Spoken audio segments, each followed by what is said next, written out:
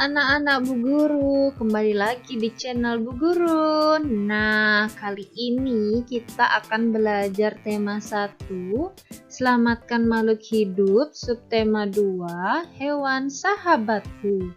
Pembelajaran kelima.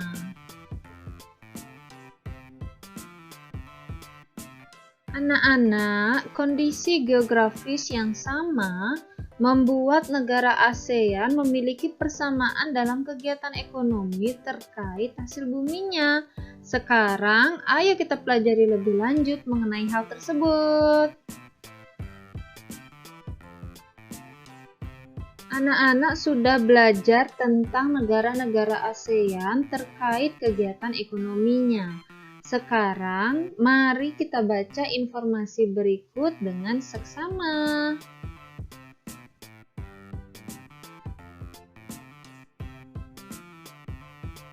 Kegiatan ekonomi negara-negara ASEAN.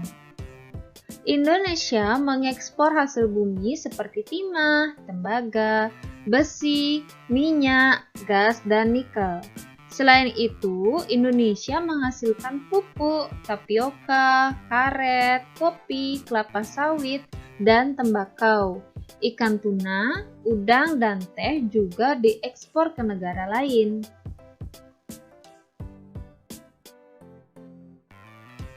Brunei Darussalam terkenal sebagai pengekspor minyak mentah, gas alam, dan produk minyak.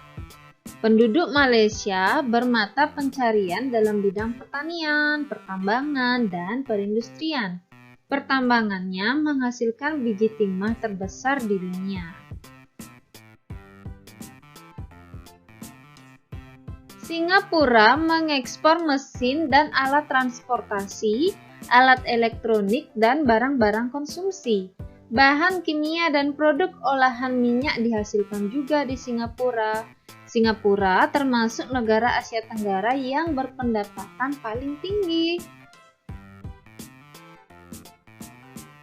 Mata pencarian penduduk Thailand adalah pertanian, kehutanan, pertambangan, dan industri. Penghasil beras terbesar di Asia dan 3 sedunia.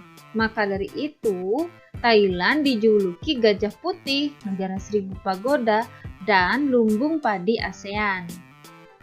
Mata pencarian penduduk Filipina adalah pertanian, pertambangan, dan industri. Komoditas ekspor Filipina terdiri atas gula, kopra, kayu, nanas, dan biji tembaga. Perekonomian sebagian besar penduduk Vietnam adalah pertanian. Padi merupakan hasil utama pertanian di Vietnam. Industri di Vietnam meliputi tekstil, semen, pupuk, kaca, dan ban. Pertambangan di Vietnam menghasilkan emas, biji besi, timah, gamping, fosfat, tungsten atau wolfram, dan seng. Hasil hutannya adalah bambu, kina, kayu, dan kayu manis. Terdapat 2 sungai penting, yaitu Sungai Mekong dan Sungai Songkhla. Sebagian besar penghidupan penduduk Kamboja ada di sektor pertanian. Rakyat Laos hidup di sektor pertanian yang menghasilkan beras, jagung, tembakau, jeruk, dan kopi. Komoditas perdagangan Myanmar meliputi kayu, terutama kayu jati, beras, pupuk, dan berbagai barang kerajinan.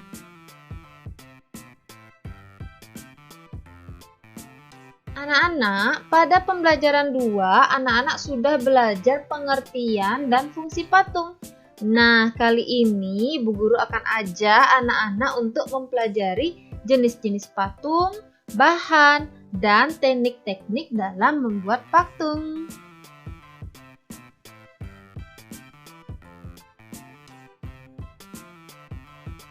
Nah, anak-anak, berdasarkan bentuknya, patung dapat dibagi dalam 2 jenis, yaitu ada patung figuratif dan patung non-figuratif.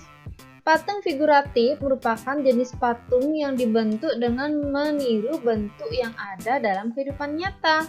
Patung jenis ini dibentuk dengan melakukan peniruan dari bentuk yang berada di kehidupan nyata. Misalnya patung yang menyerupai bentuk manusia, hewan, hingga tumbuhan. Nah, contohnya seperti gambar di samping anak-anak, ini adalah patung figuratif yang meniru bentuk dari siapa? Siapa tokoh yang ada dalam patung ini? Iya, beliau adalah mantan presiden kita, yaitu Bapak B.J. Habibie. Kemudian, patung non-figuratif merupakan jenis patung yang bentuknya tidak menyerupai bentuk dalam kehidupan nyata. Biasanya, patung non-figuratif ini hanyalah menampilkan garis, lekukan, atau bagian tertentu dari suatu objek, sehingga tidak menyerupai bentuk asli dalam kehidupan nyata. Nah, contohnya seperti gambar di samping anak-anak. Oke, anak-anak Bu Guru, sekarang kita lanjut mempelajari bahan-bahan untuk membuat patung. Ada 3 bahan anak-anak. Yang pertama, bahan lunak. Beberapa bahan dasar yang termasuk bahan lunak diantaranya tanah liat, lilin plastisin, clay, dan sabun.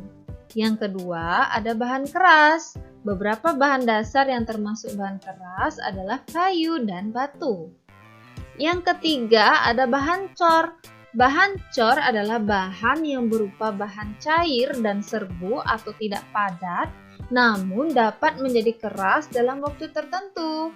Yang termasuk bahan cor antara lain semen, pasir, gips, emas, dan lain sebagainya.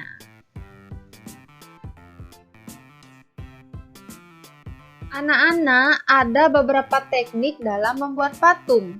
Yang pertama, ada teknik pahat, adalah teknik yang digunakan untuk mengurangi bahan dasar agar dapat dibentuk dengan menggunakan benturan benda keras. Alat yang digunakan adalah pahat dan palu. Yang kedua, ada teknik butsir, yaitu teknik yang digunakan untuk membentuk bahan lunak dengan cara mengurangi atau menambahkan bahan menggunakan alat butsir. Teknik ini digunakan pada media bahan lunak seperti tanah liat, clay, dan lilin. Yang ketiga, ada teknik cor, yaitu teknik yang digunakan untuk membuat patung dengan cara membuat cetakan terlebih dahulu. Setelah cetakan selesai, adonan cor dituang ke dalam cetakan hingga menghasilkan bentuk yang diinginkan. Keempat, teknik cetak. Seperti teknik cor, cetakan dibuat terlebih dahulu. Namun, bahannya tidak harus dicor atau dituangkan. Bahan lunak atau sedang dapat langsung dijepit menggunakan cetakan bivalve yang memiliki 2 sisi simetri seperti kerang. Terakhir, ada teknik konstruksi, yaitu teknik membuat patung dengan cara merekatkan berbagai bahan, baik dengan cara dilem, dilas, dilepa, atau dipatri. Bahan yang digunakan dapat berupa semen, pasir, besi, plastisin, kawat, bubur kertas, dan sebagainya. Nah, anak-anak, sekarang coba perhatikan 5 gambar pembuatan patung berikut ini. Setelah tadi anak-anak mempelajari 5 teknik patung, sekarang kita akan tebak. Kira-kira 5 gambar ini menggunakan teknik apa saja? Kita mulai dari gambar yang pertama. Kira-kira menggunakan teknik apa, anak-anak? Iya, benar sekali, menggunakan teknik pahat. Karena sudah jelas terlihat dari alat yang digunakan, yaitu ada pahat. Nah, di sana kayu sebagai bahan dasarnya dipahat untuk menghasilkan patung. Kemudian yang kedua, kira-kira gambar tersebut memperlihatkan teknik pembuatan patung yang mana, anak-anak? Ya benar, teknik cor. Sekarang kita lanjut ke gambar yang ketiga.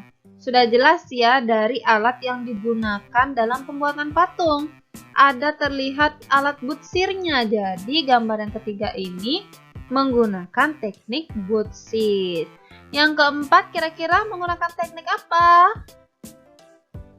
Tepat sekali, menggunakan teknik cetak. Karena terlihat dari orang yang membuat patung ini menggunakan alat cetakan dalam pembuatan patungnya. Sekarang coba anak-anak perhatikan gambar yang kelima. Patung apa gambar yang kelima anak-anak? Iya, itu merupakan patung Garuda Wisnu Kencana. Tapi masih dalam proses pengerjaan anak-anak. Belum selesai saja sudah terlihat ya, patung GWK sangat gagah dan keren. Nah, teknik apa yang digunakan anak-anak dalam pembuatan patung Garuda Wisnu Kencana? Benar sekali, menggunakan teknik konstruksi. Iya, hebat-hebat sekali anak Bu Guru.